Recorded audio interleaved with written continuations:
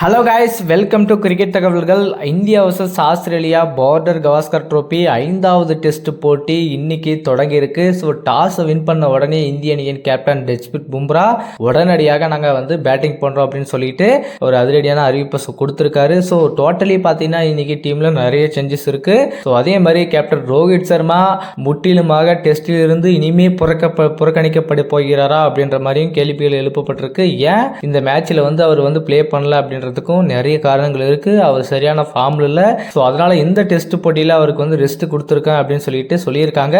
அவரும் ரெஸ்ட் எடுக்கிறோம் அப்படின்ற மாதிரி தான் அவர் சொல்லியிருக்காரு. பட் இது ரெஸ்டா இல்ல அவருடைய டெஸ்ட் பயணத்துக்கான எண்டிங் கார்டா அப்படின்றத கூட நம்ம யோசிக்கக்கூடிய விஷயமா இருக்கு. ஸோ பும்ரா அவர்கள் இப்போ கேப்டன் பதவியை ஏற்றிருக்காரு. ஸோ மீண்டும் இந்திய அணியை வழி நடத்துறாரு. முதல் டெஸ்ட் போட்டியில பெர்த்ல அவருடைய கேப்டன்சில் தான் முதல் வெற்றியை இந்திய அணி ருசித்தது. ஸோ அதே வெற்றியை மீண்டும் பும்ராவின் கேப்டன்சில இன்னைக்கு இந்த சிட்னி ஸ்டேடியம்ல வெற்றி வகையை சூடுவாங்களா அப்படின்றதையும் நம்ம பார்க்கலாம். ஏன்னா சிட்னியில கிட்டத்தட்ட பல ஆண்டுகளுக்கு கிட்டத்தட்ட 46 ஆண்டுகள் பக்கம் அந்த கிரவுண்ட்ல வின் பண்ணி இருக்க இந்திய அணி ஸோ இன்னும் அந்த வெற்றியை தேடிட்டு இருக்காங்க. ஸோ அந்த வெற்றி பல ஆண்டுகளுக்கான சாதனையை இன்னைக்கு இந்திய அணி முறியடிக்க போவாங்களா அப்படின்றதையும் பார்ப்போம். ஸோ இந்திய அணி டாஸ் வின் பண்ணி பேட்டிங் எடுத்துட்டாங்க. பேட்டிங் ஸோ லஞ்சுக்கு முன்னாடியே ஆப்பு கொடுத்துருக்காங்க. 3 விக்கெட்டை ஆஸ்திரேலிய அணியை வீழ்த்தி இருக்காங்க. ஸோ இந்த 3 விக்கெட்டை ஏன் இவ்வளவு குயிக்கரா விடுறாங்க அப்படின்றதான் தெரியல.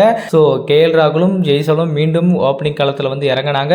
ஸோ கில் ரோஹித் சர்மா பிளேஸ் இடத்துக்கு பிளேஸ் பண்ணாரு. ஸோ இப்போ அவர் ஒன் ரன்ல வந்தாரு. ஸோ அடுத்தபடியா பார்த்தீங்கன்னா நம்ம கேஎல் ராகுல் அவுட் ஆயிட்டாரு, ஜெய்சல் அவுட் ஆயிட்டாரு, கில் அவுட் ஆயிட்டாரு. இப்போ கோலி தான் உள்ள களத்தில் இருக்காரு. ஸோ கோலி எந்த அளவுக்கு கேம் ரெஸ்பான்சிபிலிட்டியோட எடுத்துட்டு போறாரு அப்படின்றது தான் இங்க ரொம்ப முக்கியமான விஷயமா இருக்கு. ரிஷப் பண்ட் அவர்கள் வரப்போறாரு அடுத்து பேட்டிங்க்கு. ஸோ லஞ்ச் பிரேக் முடிஞ்சதுக்கு அப்புறம் இந்திய அணி அவங்களுடைய கேமை எப்படி எடுத்துட்டு போறாங்க, ஸோ எவ்வளவு டார்கெட்டை முதல் இன்னிங்ஸ்ல ஃபிக்ஸ் பண்ண போறாங்க அப்படின்றதையும் நம்ம பார்க்க போறோம். ஸோ இன்னைக்கு இந்த பிளேயிங் கேம்ல ஸ்கோர்ல பாத்தீங்கன்னா பிரசித் கிருஷ்ணா அவர்களை உள்ள கொண்டு வந்திருக்காங்க. ஆகாஷ் தீப்புக்கு ரீப்ளேஸ்மெண்டா அவர் இன்ஜூரின் காரணமா இந்த தொடரிலிருந்து முழுவதுமாக ரூல் அவுட் ஆயிருக்காரு. ஸோ அவருக்கு ரீப்ளேஸ்மெண்டா பிரசித் கிருஷ்ணாவை உள்ள கொண்டு வந்திருக்காங்க. ஸோ அவரும் நல்ல தரமா போடக்கூடிய பவுலர்ஸ் தான். ஸோ இப்போ இந்திய அணியின் நிலைமை கொஞ்சம் கவலைக்கிடமா தான் இருக்கு. ஸோ எப்படி ஸ்டார்ட் பண்ணுவாங்களோ ஸோ அதே நிலைமையில தான் ஸ்டார்ட் பண்ணியிருக்காங்க.